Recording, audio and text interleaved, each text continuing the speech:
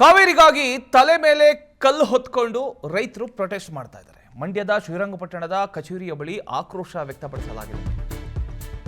ಪ್ರಾಧಿಕಾರ ಮತ್ತೆ 9,000 ಕ್ಯೂಸೆಕ್ ನೀರು ಬಿಡೋದಕ್ಕೆ ಆದೇಶ ನೀಡಿದೆ.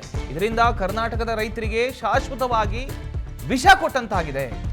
ಮುಂದಿನ ದಿನಗಳಲ್ಲಿ ಉಗ್ರ ಹೋರಾಟದ ಎಚ್ಚರಿಕೆಯನ್ನ ಕೂಡ ರೈತರು ಕೊಟ್ಟಿದ್ದಾರೆ. ಈಗ ಮಂಡ್ಯದಲ್ಲಿ ಮತ್ತೆ ಕಾವೇರಿ ನೀರಿನ ವಿಚಾರಕ್ಕೆ ರೈತರ ಆಕ್ರೋಶ ಈಗ ಭುಗಿಲೇಳ್ತಾ ಇದೆ. ತಮಿಳುನಾಡಿಗೆ ಮತ್ತೆ ನೀರು ಹರಿಸುವಂತೆ CWRC ಹಾಗೂ CWMA ಆದೇಶ ಮಾಡಿರುವುದನ್ನು ಖಂಡಿಸಿ ಈಗ ರೈತರು ವಿಭಿನ್ನ ರೀತಿಯಲ್ಲಿ ಪ್ರತಿಭಟನೆ ನಡೆಸ್ತಾ ಇದ್ದಾರೆ. ಈ ಬಾರಿ ರೈತರು ತಲೆ ಮೇಲೆ ಕಲ್ಲು ಹೊತ್ಕೊಂಡು ಪ್ರತಿಭಟನೆ ಮಾಡಿದ್ದಾರೆ. ಮಂಡ್ಯದ ಶ್ರೀರಂಗಪಟ್ಟಣ ತಾಲೂಕು ಕಚೇರಿ ಬಳಿ ಭೂಮಿ ತಾಯಿ ಹೋರಾಟ ಸಮಿತಿಯಿಂದ ಈ ಒಂದು ಪ್ರತಿಭಟನೆ ನಡೀತು. ತಲೆ ಮೇಲೆ ಕಲ್ಲು ಹೊತ್ಕೊಂಡು ಕಾವೇರಿ ನೀರು ಬಿಡಬೇಕು ಅಂತ ಆದೇಶ ಮಾಡಿರತಕ್ಕಂಥ ಪ್ರಾಧಿಕಾರಗಳ ವಿರುದ್ಧ ಹಾಗೂ ರಾಜ್ಯ ಸರ್ಕಾರದ ವಿರುದ್ಧ ರೈತರು ಈಗ ಘೋಷಣೆ ಕೂಗಿ ಆಕ್ರೋಶ ವ್ಯಕ್ತಪಡಿಸಿದ್ದಾರೆ. ಅಷ್ಟಕ್ಕೂ ರೈತರ ಆಕ್ರೋಶಕ್ಕೆ ಕಾರಣ ಏನು? ತಮಿಳುನಾಡಿಗೆ ಮತ್ತೆ 9,000 ಕ್ಯೂಸೆಕ್ ನೀರು ಬಿಡಬೇಕು ಅಂತ ಈಗ ಪ್ರಾಧಿಕಾರಗಳು ಹೇಳಿರ್ತಕ್ಕಂಥ ವಿಚಾರ. ಇದರಿಂದ ಕಾವೇರಿ ಕೊಳ್ಳದ ರೈತರು ಮತ್ತಷ್ಟು ಕೆರಳು ಬಿಟ್ಟಿದ್ದಾರೆ. ರೈತರ ಆರೋಪ ಏನು? ರಾಜ್ಯದಲ್ಲಿ ನೀರಿನ ಪರಿಸ್ಥಿತಿ ಅಷ್ಟೊಂದು ಉತ್ತಮ ಆಗಿಲ್ಲ. ಇಂತಹ ಒಂದು ಸಂದರ್ಭದಲ್ಲಿ ತಮಿಳುನಾಡಿಗೆ ನೀರು ಬಿಡಬೇಕು ಅಂತ ಆದೇಶ ಮಾಡಿರತಕ್ಕಂಥದ್ದು ಕರ್ನಾಟಕದ ರೈತರಿಗೆ ಅನ್ಯಾಯ ಅಂತ ರೈತರು ಹೇಳ್ತಾ ಇದ್ದಾರೆ. ಇನ್ನು ಈ ಒಂದು ಪ್ರತಿಭಟನೆಯಲ್ಲಿ ರೈತರು ರಾಜ್ಯ ಸರ್ಕಾರದ ವಿರುದ್ಧ ಕೂಡ ಗಂಭೀರ ಆರೋಪವನ್ನ ಮಾಡಿದ್ದಾರೆ. ರಾಜ್ಯ ಸರ್ಕಾರ ಪ್ರಾಧಿಕಾರಕ್ಕೆ ಕರ್ನಾಟಕದ ವಾಸ್ತವ ಪರಿಸ್ಥಿತಿಯ ಬಗ್ಗೆ ಸರಿಯಾದ ಮಾಹಿತಿಯನ್ನ ಕೊಡದೆ ಇರೋದ್ರಿಂದ ಈ ರೀತಿ ಆದೇಶ ಬಂದಿದೆ. ಸರಿಯಾಗಿ ಹೇಳಬೇಕಾಗಿತ್ತು ಸರ್ಕಾರ, ಮನದಟ್ಟು ಮಾಡಬೇಕಾಗಿತ್ತು ಪ್ರಾಧಿಕಾರಕ್ಕೆ, ಆದರೆ ಸರ್ಕಾರ ಅದನ್ನ ಮಾಡಲಿಲ್ಲ ಅಂತ ರೈತರು ಈಗ ಹೇಳ್ತಾ ಇರ್ತಕ್ಕಂಥದ್ದು. ನೀರಾವರಿ ಸಚಿವರು ಹಾಗೂ ಜಿಲ್ಲೆಯ ಶಾಸಕರು ಕೂಡ ಈ ವಿಚಾರದಲ್ಲಿ ಜವಾಬ್ದಾರಿಯನ್ನ ತೆಗೆದುಕೊಳ್ತಾ ಇಲ್ಲ ಅಂತ ರೈತರು ಅಸಮಾಧಾನ ವ್ಯಕ್ತಪಡಿಸಿದ್ದಾರೆ.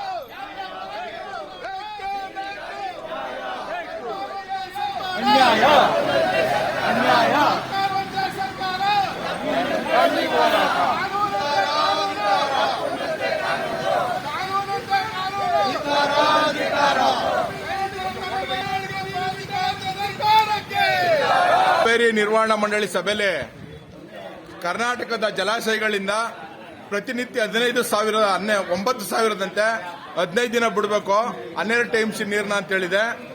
ಇವತ್ತು ಕಾವೇರಿ ನಿರ್ವಹಣಾ ಪ್ರಾಧಿಕಾರನೂ ಸಹ ಅದೇ ತೀರ್ಮಾನದಂತೆ ನಡ್ಕೋಬೇಕು. ಪ್ರತಿನಿತ್ಯ 9,000 ನೀರು ಬಿಡಬೇಕು, 15 ದಿವಸ 12 TMC ಅಂತ ಹೇಳಿದೆ.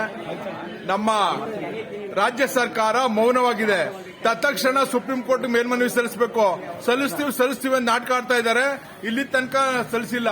ನಮ್ಮ ಬೆಳೆಗಳ ಭತ್ತ ನೀರ್ ಬಿಟ್ಟವ್ರೆ ಅಂತ ಭತ್ತ ಚೆಲ್ಲವ್ರೆ. ಭತ್ತ ನಾಟಿ ಮಾಡಿಕಾಗದೇ ಇರುವಂತ ಪರಿಸ್ಥಿತಿ ನಿರ್ಮಾಣ ಆಗಿದೆ.